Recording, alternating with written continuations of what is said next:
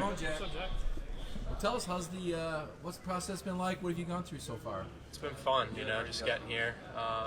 Most of these guys I already know, a lot of the specialists, so, we've already built a relationship. Yesterday we got to kick a little bit, get the legs loose, stretching out. It's just been an overall great experience. So the question we ask every Georgia guy, coming back to where you won your national title, Yep. When did it hit you? What did you see? What's the memories? Just walking in the Lucas Oil, it's been unreal getting to see it again, knowing that we were here a couple years ago, getting to win a national championship, and now I'm back here for the combine, so it's just surreal. What's the life of a kicker this week? How many teams do you get to talk to? So we actually get to talk to all the special teams coordinators now. At the Reese Senior Bowl, they weren't there, so we didn't get to talk to them. So this is the first time that we get to, dive in with them of what their team's looking for, what they are looking for, what we may be able to provide for them. And so that's been really interesting to hear from them. Some teams obviously might not be interested in a kicker, but we're still talking to them, getting to, have that experience. So it's pretty fun. How important was that Senior Bowl experience for you as a jumping off point for your pre-draft process? I mean, it was overall great experience. I got to be around guys that I hadn't met before, and for me, it was just getting in front of scouts. Getting in front of scouts that hadn't seen me before, getting in front of head coaches, GMs, you name it. So, Jack, you said there, and I'm bringing it up because obviously it's relevant now, but you got to room with Warren, and you were explaining to me how that was important. You have that opportunity, the connectedness.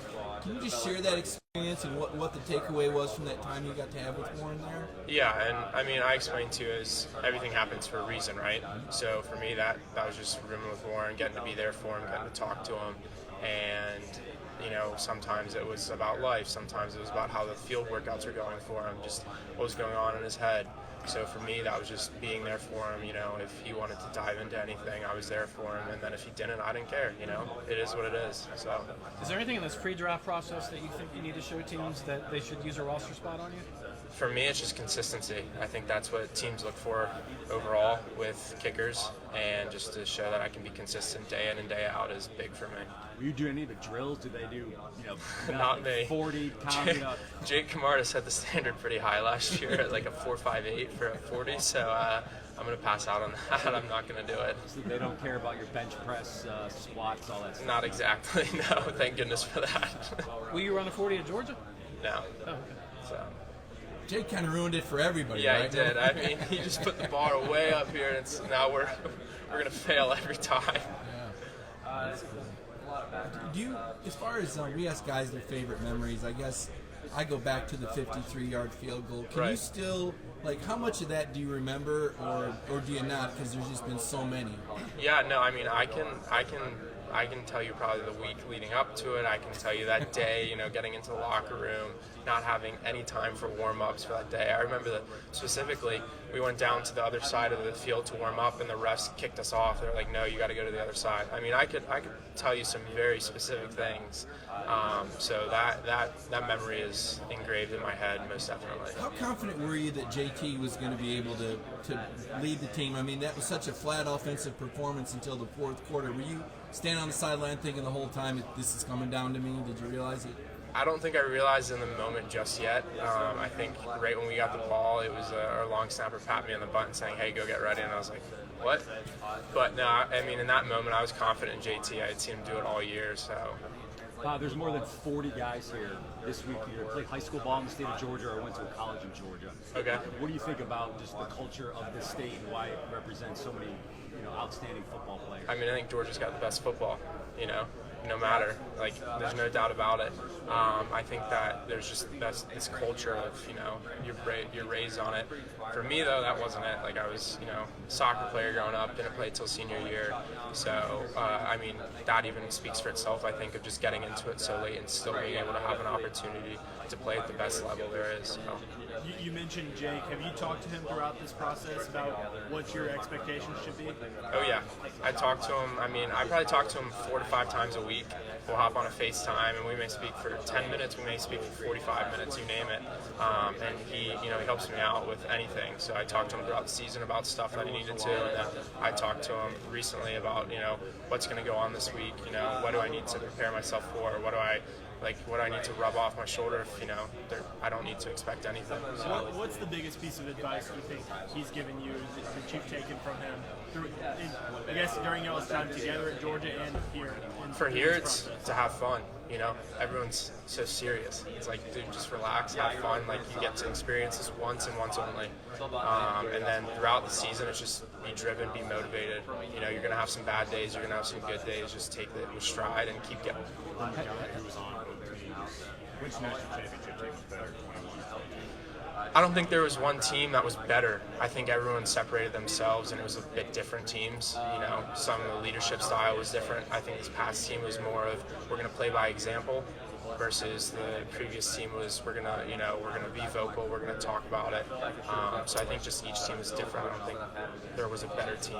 Looking ahead, what's kind of your perspective on the capabilities going into the circle, being coming in those guys? Yeah, I mean, for me, competition breeds success. And so I think these guys, there's going to be a fair competition. I think Zirkle, is going to compete his butt off this spring, and so he's going to work hard. I think Peyton Woodring coming in, he's going to give, Zirkle a good run for his money, and I think at the end of the day, they're going to make the right decision. Have you met with any special teams coordinators yet, or what's the plan in terms of that process?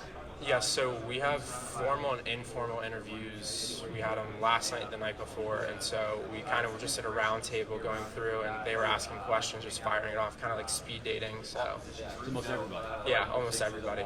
Jack, do you think the new football building was part of the dynamic of a couple of years ago in terms of what it did for the team? I mean, obviously you study people, you watch people closely. What was your thoughts about the effect of that $81 million building you guys moved into? I mean, I'm sure it helped. I mean, you see guys like Tom Brady or LeBron James, they spend millions and millions of dollars on their body, and that's exactly what UGA did for us. They spent millions and millions of dollars on our body. We get, a new weight room, we got a new locker room, we got the new therapy, ice tubs and hot tubs. So I think that definitely played a role in it. More guys around the building maybe taking advantage than previously? Oh, without a doubt. Yeah, I mean, there's guys that, would normally leave at 6 p.m. after practice, and now they're in there until 8 p.m.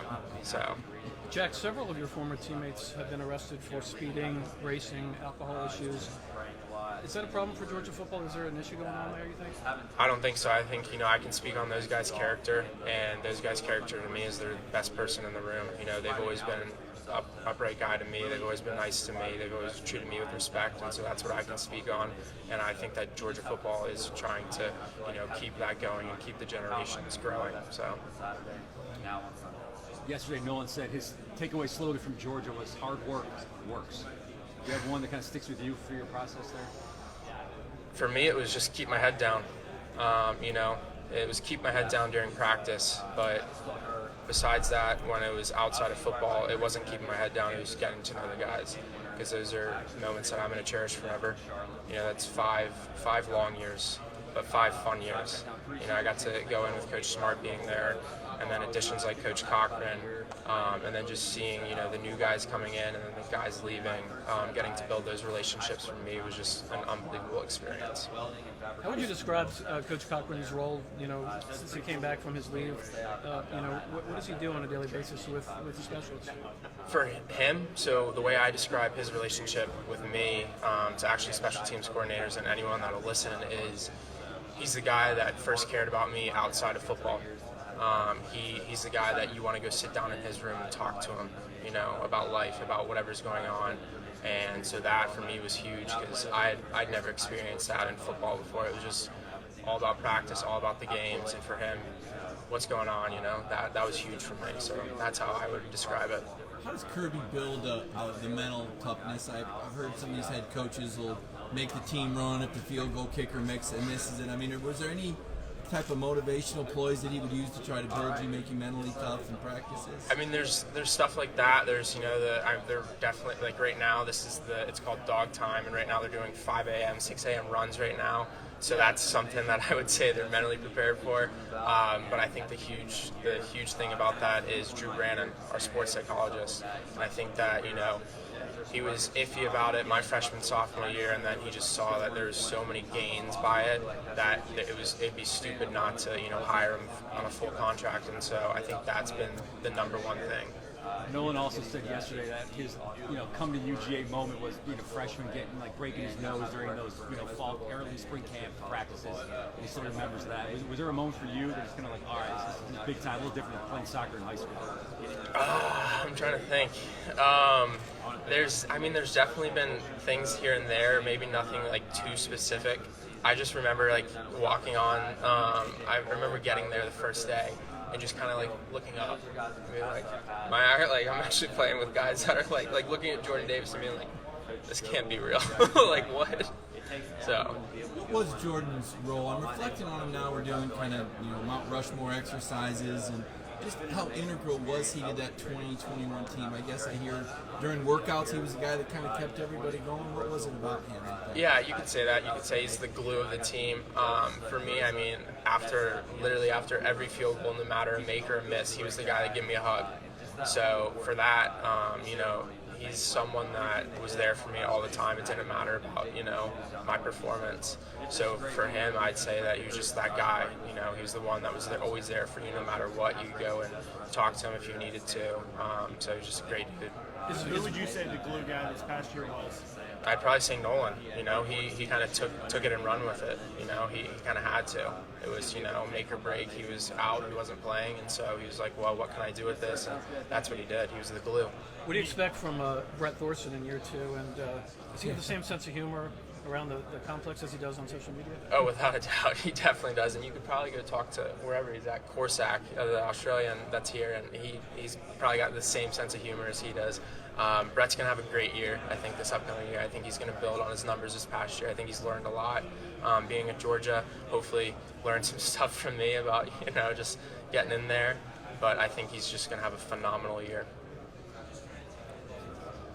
What are you doing the rest of the day? Sleeping. No, I'll probably do some recovery. Hoping to go watch the linebacker and D-line workouts. So hopefully get in there. And then besides that, just hanging out, getting some recovery because tomorrow's our kick day. Jack, did you finish your master's? I'm trying to recall if you Finishing up my master's now in public health. Yeah, so I haven't finished it yet, but it's almost there. How do the drills work? Our drills? When you're kicking the ball. So punters will go first, and then we'll do kickoffs, and then we'll do field goals. I think we'll hit about 15 field goals apiece, and I think kickoff-wise, we'll probably hit 9. We'll go just hit a big ball, and then we'll go directional left, directional right. What is this support system like among the UGA? Kind of broken up by see each other a lot, talk to each other. Like the guys over here, what's hard? From being here, I've seen a few of the guys in passing, but they have us so split up with position groups that I haven't been able to talk to them for long. I've been trying to catch some of the guys that got in here late, like Warren. I ran into Darnell last night and got to talk to him for a little bit, but besides that, we've been very separated. What distances you can kick it from? Do they have you? So I think the farthest that we'll go back to tomorrow, I want to say is like 60 or 58. I don't think they're going to test our distance too much, but I think it's just going to show off, if you have that range. And again, you said it's all about the consistency. Exactly, yeah. Everyone's trying to work, like I said, so what are you doing that's giving you the edge over someone else? Right, yeah, you're right. Any reaction yesterday when you heard about the injuries outside of it? Yeah, it was just sad to hear. As I said, it was just, I can speak on Jalen's character, and he's a great dude. He's always treated me well, and so that's the number one thing. Every workout you do doesn't have to go on social media. Just go out and definitely be the same person every day. Appreciate you guys. Good luck with everything. Thank you. That's the thing to do. Just being consistent, be the same person each day. Oh yeah, I would say definitely a little bit different.